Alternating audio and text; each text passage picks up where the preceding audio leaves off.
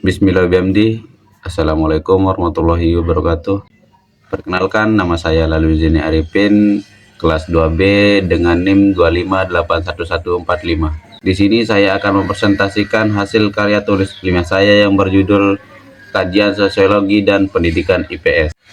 Baik, langsung saja kita akan membahas bagian yang pertama, yaitu pendidikan IPS. Di sini kita akan membahas hakikat, tujuan akademik, dan analisis praktik pembelajaran sosial di sekolah. Baik teman-teman, saja kita akan membahas tujuan utama pendidikan IPS. Di sini ada 3 tujuan utama pendidikan IPS, seperti yang teman-teman bisa lihat di atas. Yang pertama yaitu transmisi kewarganegaraan, yaitu untuk membentuk peserta didik agar memiliki kesadaran sosial tinggi, tanggung jawab moral, serta sikap demokratis di masyarakat. Yang kedua yaitu konseptualisasi ilmu, untuk membekali pemahaman mendasar yang terintegrasi mengenai konsep-konsep geografi, sejarah, sosiologi, dan ilmu ekonomi secara logis. Yang ketiga, inquiry reflektif, yaitu untuk melatih keterampilan berpikir kritis anak dalam memetakan, menganalisis, dan mencari solusi atas dinamika masalah di lingkungannya. Selanjutnya yaitu kurikulum dan pendekatan terkini. Saat ini kurikulum menggunakan integrated learning atau pembelajaran terpadu, serta activity based learning. Tujuannya adalah mengaitkan teks buku pembelajaran secara langsung dengan fenomena sosial empiris yang terjadi di sekitar siswa saat. Berikutnya itu tantangan nyata di lapangan. Meskipun kurikulum sudah modern, di lapangan masih sering terjadi pembelajaran satu arah atau monoton, dominasi metode hafalan tekstual, kurangnya eksplorasi media digital interaktif, serta kurangnya kontekstualisasi masalah lokal masih menjadi kendala utama. Berikut ini adalah rekomendasi strategi pembelajaran. Cara yang pertama yaitu menggunakan metode inquiry sosial. Siswa diajak langsung melakukan riset mini, belajar mengumpulkan data empiris sederhana, melakukan wawancara langsung dengan tokoh masyarakat, serta mempresentasikan solusi masalah. Selanjutnya yaitu sosiodrama atau role playing, menghidupkan kembali peragaman peristiwa sejarah atau dilema sosial secara aktif di kelas. Sangat efektif untuk melatih kecerdasan aktif, rasa empati, dan apresiasi nilai moral. Selanjutnya yaitu studi ekskursi terarah, melakukan kunjungan belajar langsung ke cagar budaya, pasar tradisional, atau lembaga sosial guna mengamati interaksi manusia secara konkret sehingga belajar tidak hanya menghafal. Langsung saja kita akan melanjutkan ke bagian yang kedua, yaitu perspektif sosiologi, yaitu memahami struktur, interaksi, dan dinamika pendidikan melalui lensa analisis teoritis sosiologi. 3 perspektif kajian sosiologi.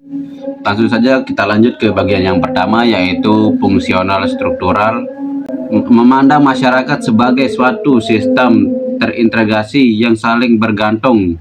Setiap lembaga sosial termasuk sekolah berfokus menjaga harmoni, konsensus, dan stabilitas sosial. Lihat struktur sosial penuh dengan perebutan kekuasaan dan sumber daya, menyoroti bagaimana kelompok dominan mempertahankan suatu quo dan menciptakan ketimpangan sosial.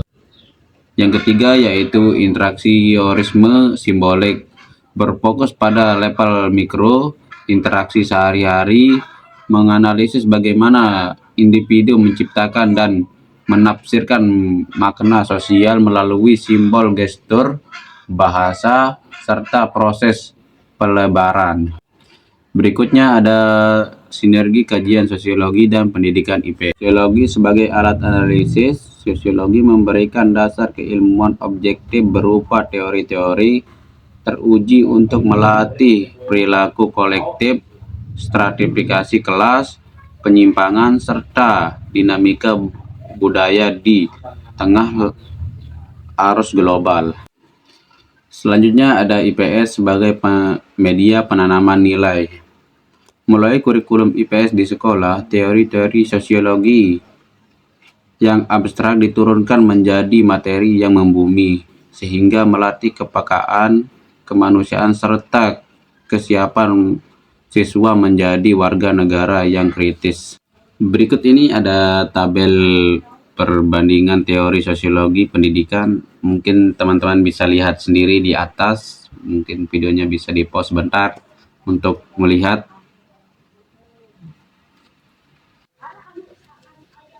Kajian kasus ketimpangan pendidikan sebanyak 45% kesenjangan infrastruktur yang terjadi di Indonesia.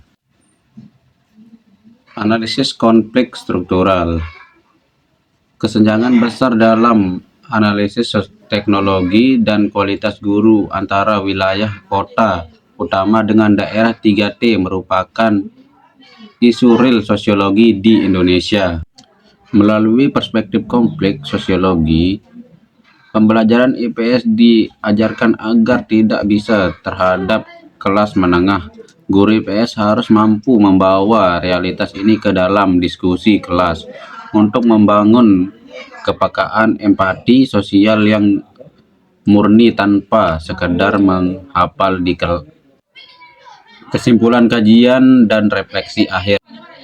Pendidikan IPS sebagai pilar karakter. Tujuan hakiki IPS bukan sekadar menghafal data, sejarah, atau ekonomi, melainkan membina interaksi sosial siswa agar siap menghadapi masyarakat majemuk. Sosiologi sebagai lensa kritis. 3 perspektif sosiologi: fungsional, konflik, interaksionisme berfungsi sebagai alat berpikir kritis bagi siswa untuk melihat dinamika dunia di luar sekolah secara objektif. Inovasi pedagogi adalah kunci.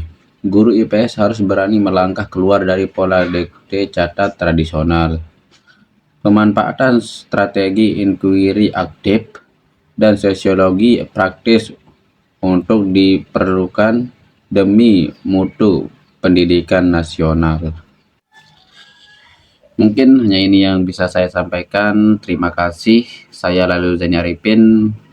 Wabillahi taufiq wal hidayah. Assalamualaikum warahmatullahi wabarakatuh.